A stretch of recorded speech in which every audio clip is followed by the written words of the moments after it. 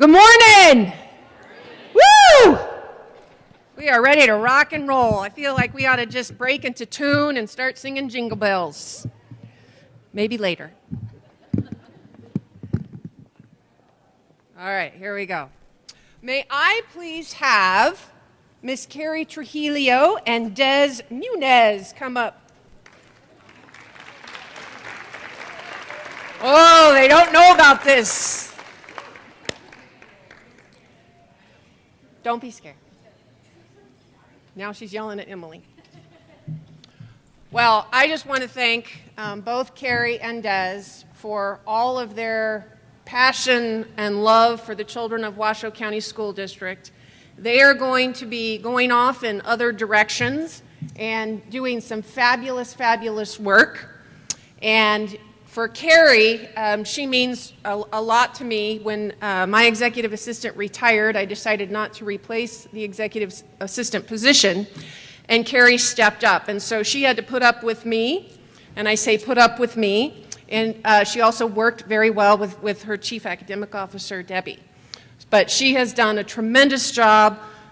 She was the inspirator around the weekly. She does all of the work around the weekly. And then her co-conspirator, Des, has done an amazing job in human resources. She is Emily's right hand. And so I just want to thank you all from the bottom of our hearts. They are moving on from the Washoe County School District family, but they will always be part of our collective family. So with that, these are the coolest things. Have you all seen these? These are Whoville trees. Are you kidding me? Whoville trees. So you get a Whoville tree. Thank you. And you get Thank you so much. Thank you. You are very welcome.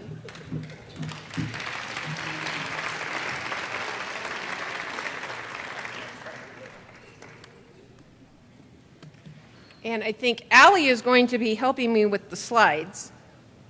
There we go. All right. So a little bit, I'd like to talk to you today about Census 2020 and the important work that's happening, which is fast approaching. We are drafting a communications plan to ensure our families participate in this count, and it is critical to ensure that the district obtains adequate federal funding. So this goes to our Title I funding, it goes to IDEA funding, it goes to Title II funding, which is professional development, Title III for English language learning, it goes to Title IV, safe environments around our school. So it's critically important that we get the word out around Census 2020. But we also want to reassure our families, and this is where you all come in as the leaders of our departments and our schools, that they have the right to privacy. We know that this is a huge issue. The Census 2020 guarantees that no information will be shared with any organization or government agency. All the information is confidential and protected by law. Under Title 13 of the U.S. Code, the U.S. Census Bureau cannot release any information that identifies any individual to any other government agency. The Census Bureau uses the data only for statistical purposes. In January, local representatives from the U.S. Census Bureau and our communications team has been working along their side, will share their statistics and schools lessons materials with all of our middle and high school social studies department leaders at their monthly meeting. At the January department leader meeting, teachers will learn how they can sign up to have the Census Bureau representative actually come into their classrooms. All K-5 teachers will receive information and links to the statistics and school lessons and materials through the Curriculum and Instruction Department. So we want to make sure that you all have the accurate information. If you have any questions around Census 2020, please reach out to Irene Payne, who is leading the effort within our school district to make sure that we have accurate information out there for your families. The pathway to positive progress. So this is one of those things where you get like an idea in your head and then you have to have the person that can actually put the idea in action. So when I get some of these ideas, Vanjie is the one that kind of has to roll me back and say, this is what we can do. So I want to thank Vanjie Russell and Megan Downs for helping us put together the newest version of the Pathway to Positive Progress. As we now are halfway through the school year, can you believe that? Halfway through the school year, I'll be sending out a survey in this Monday message that talks to all of our nearly 9,000 employees to receive their feedback on how they think that we are doing on the implementation of the Pathway to Positive Progress. I will be the only one, as we did with the 30, 60, 90-day survey, I'll be the only one that will receive these surveys back. It's actually through SurveyMonkey, so they come directly to me. And then those surveys will be aggregated, and that's what the Board of Trustees, one of the measures that the Board of Trustees will then use when they do their evaluation on the interim superintendent. So if you don't mind, it would be really kind of important to fill out this survey, but if you get the word out, that's going to go out in the Monday message as well. So some of the items within the positive progress, one of the key goals on the pathway has been to improve morale and thereby improving our district's culture and climate. There's another survey which is important for all staff to take, and that, of course, is the school climate survey that's out in the field now. I'd also really like to urge all of you to make sure that you've taken this and that you relay to your staff the importance of taking this survey as well. It's also important to know that the responses cannot be tracked. So employees should be as truthful as possible without any fear of retribution. They do not come to me, they don't go to Pete, they don't go to Ben. So please make sure that your surveys are filled out, because this is tremendously important, as you all know, for your school buildings as well, to get this information back. Another measure that I believe will help morale is the recently established School Climate and Student Behavior Task Force. The task force includes teachers, parents, counselors, administrators, and department leads, members who will discuss behavior, trauma-informed practices, and family supports, and recommendations coming forth. I'd like to thank Dr. LaMarca, who chairs this task force, and the next meeting, I believe, will be in January. So if you are on this task force, would you please stand and be recognized for your work on this task force? Oh, come on, I know that you're in here. There you are.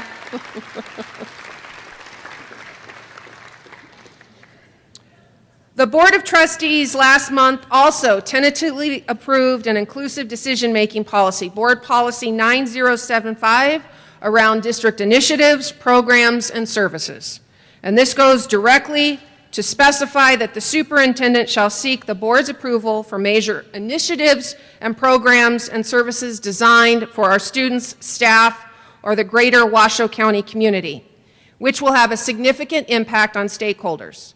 The policy also establishes that the community is to be involved in the shared decision-making progress for each major initiative, which we believe will help all employees share ownership in major district decision.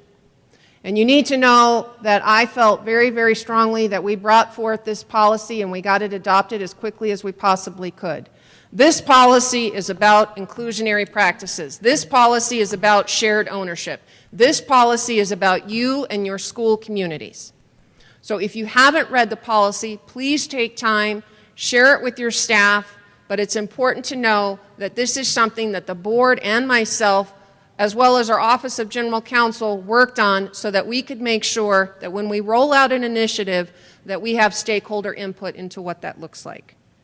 As an example of what this would look like, and participation in developing all the policies and admin regulations around allergies and anaphylaxis, the communal food policy. And I hope that you will engage to help inform and create a policy that we hope will work for all of our schools and improve safety for all of our students.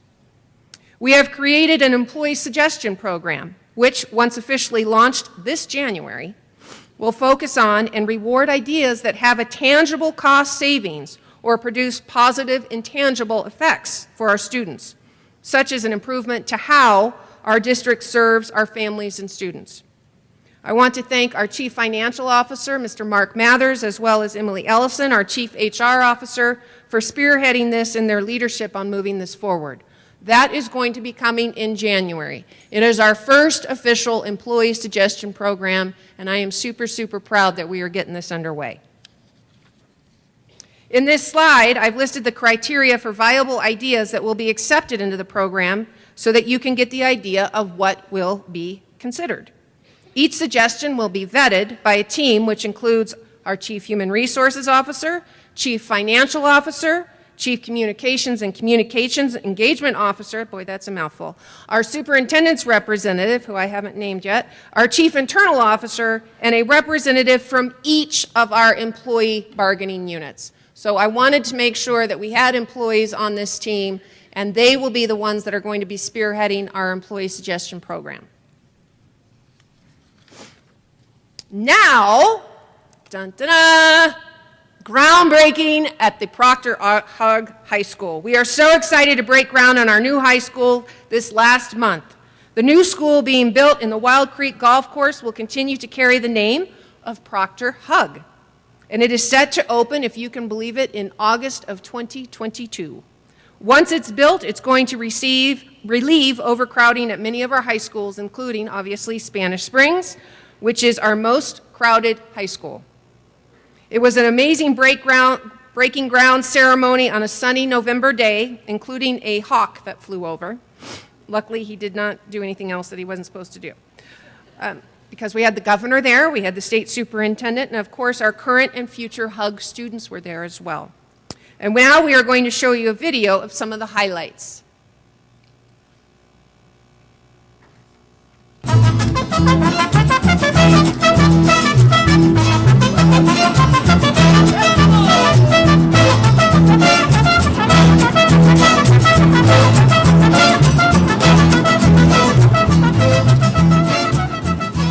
Every student deserves a shot at success, and it starts with the environment in which they learn. I am personally very excited for the future and what it may bring. New opportunities and a new chapter in our lives. Hug High School will live on. This school has a tradition of over 50 years strong, and now the spirit of that tradition, the spirit of Hug High School, will be kept alive. 3, 2, 1, break ground!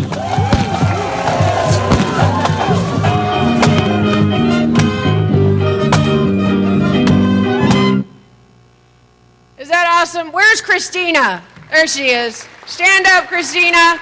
This is your school. This is going to be amazing. The new Hug High School, of course, means that our Zoning Advisory Committee and our Board of Trustees will be looking at new zoning lines for all of our high school students, and that's happening now. They're having several meetings over the next few months to talk about these options, and the next meeting is next Tuesday at 5:30 at Pine Middle School.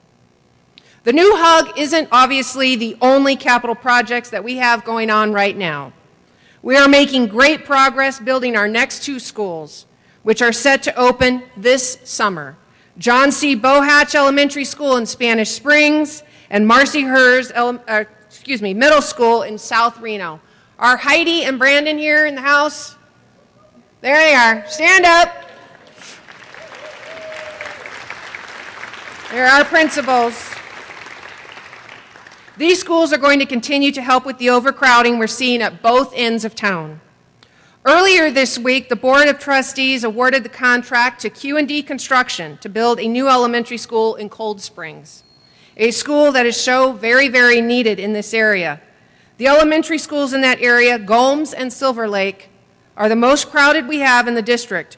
Gomes is currently at 124% over capacity, and that's without fifth grade.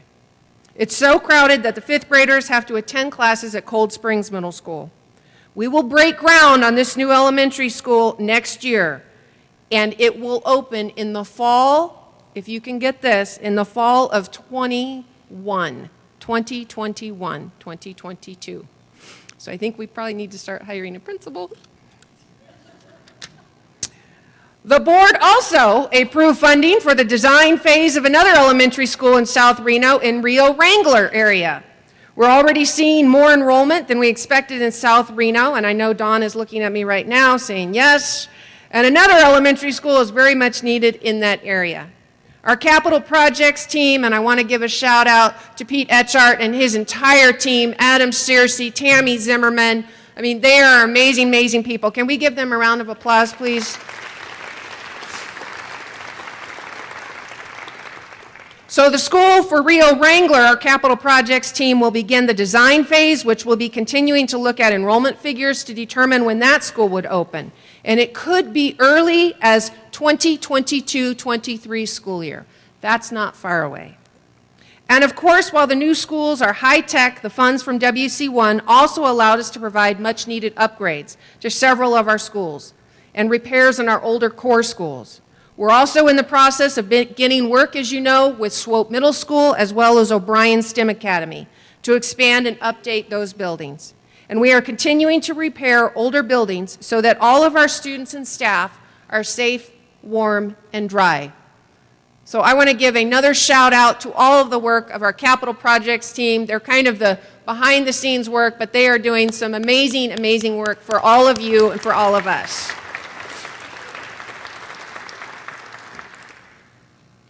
Also within the pathway, we're developing an information technology strategic plan, something that the district has not previously had, if you can believe that. The Board of Trustees heard an update last week on the process for creating a district strategic technology plan, and we are progressing toward the development of this plan, including the work of the District Strategic Technology Planning Task Force. The trustees provided direction on the development of the plan, which will be drafted with significant consultation and outreach effort with stakeholders internally as well as externally. A task force has been formed made up of principals, teachers, administrators, 21st century learning experts, parents, community partners, and more, and they are beginning this important work with an anticipated completion date of May or June of this coming school year, 2020. I want to do a special shout out to Robert Sidford and our special projects administrator, our SPA, Mr. Rick Harris, who's sitting right here. This team also comprises operations and academics, and I want to say a little bit about that. The information technology plan does not live in the Department of Information Technology. It cannot exist there. It has to be a team effort, and when we meet with our leadership team, we were talking about, so how do we move this effort forward? And so we've changed the structure of our biweekly growth meetings to have a growth in technology, because that's how important this plan is. It speaks to what's going to be happening within our district in just the next few years.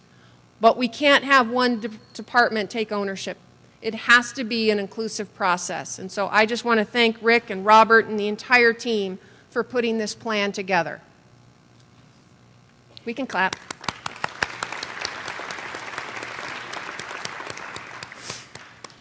And another area, obviously, that we are working on. Lots of movement has been happening in special education and support services to our schools and students.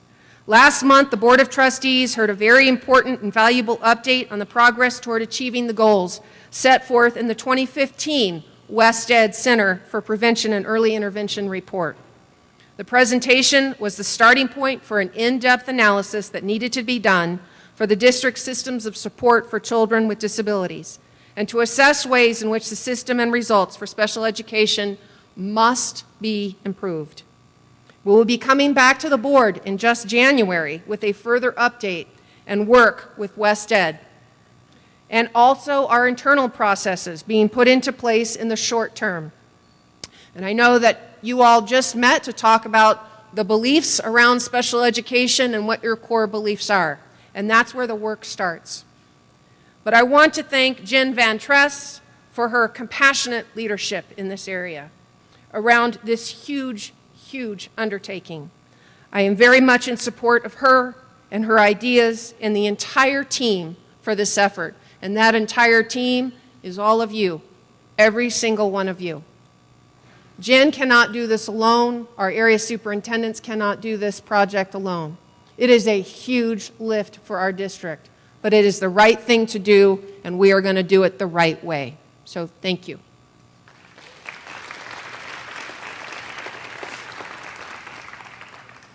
We have been piloting the process with Washoe County Sheriffs, and this program will be live with all of law enforcement in January. Handle with care. We do not anticipate an overwhelming number of students being involved with this. However, we wanted to make sure that you all had this information on a timely front. The information sharing process will be similar to how we share information around Safe Voice. All teachers will be receiving helpful hints and an information sheet. So take just about 30 seconds to read about Senate Bill Handle with Care. I want to thank Chief Trevino for working so hard with this, as well as Dr. Paul LaMarca for their efforts on making sure this information is getting out to our buildings. There is much to be learned regarding trauma. It is a very individualistic experience, and there is no one size, as we obviously know. If you need a copy of this book, or if you have any questions, please reach out to Paul or to Catherine Loudon.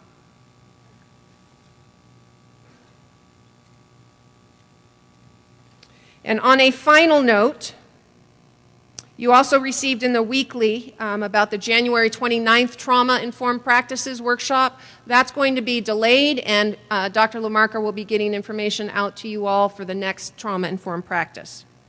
And on a final note, yesterday down in Carson City, President Simon Holland and myself, we were asked to come down and provide public comment to the State Board of Education. And typically what would happen is a superintendent and a board president would go down. And from what I understood is that there was not a lot of participation in years past. Well, we didn't want to miss that opportunity. And so myself and President Simon Holland went down with the help of Lindsay Anderson and our leadership team. We developed talking points around very specific ideas around their state improvement plan. And one of those ideas is for a more inclusive, collaborative process in writing a state improvement plan. We also talked about ideas on matching a fiscal year with a school year.